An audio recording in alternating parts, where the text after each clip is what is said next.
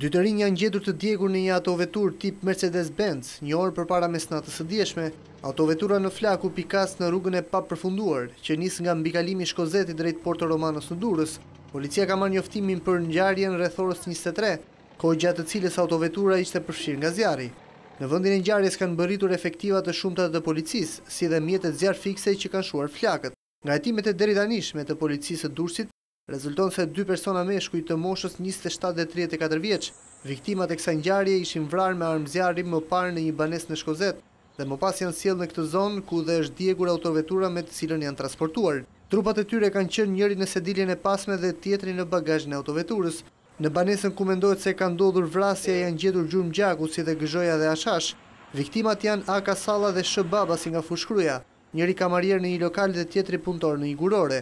Trupat e tyre janë tërhequr sot në mëngjes nga familjarët e tyre në morgun e qytetit të Durrësit. Nga dënat e policisë rezulton se dy viktimat janë persona me precedent të mëparshëm penal, kryesisht për trafik të lëndëve narkotike. Sipas policisë, në këtë krim kanë marrë pjesë 4 persona të cilët janë identifikuar, por emrat e tyre nuk bëhen publik për arsye të hetimit. Lidhur me këtë ngjarje, policia ka shoqëruar 2 persona si dhe 2 të tjerë janë shpallur në kërkim, po ashtu janë pyetur dhe rreth 40 persona të tjerë, që mendohet se kanë ndjeni për këtë ngjarje, apo dhe njohin viktimat dhe autorët e mundshëm të këtij krimi. Mendohet se mes autorëve të mundshëm të ngjarjes dhe viktimave të ketë patur më herët një sherrë në banesën ku ka ndodhur vrasja për prishje pazarësh të trafikut të drogës.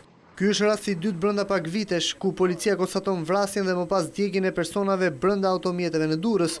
Më 24 tetor të vitit 2011, oficeri i shërbimit informativ shtetëror në Durrës, Isa Çopa, u gjeti djegur në automjetin e tij në zonën midis Surirave dhe Kallmit, ngjarje e cila akoma nuk është zbardhur nga policia.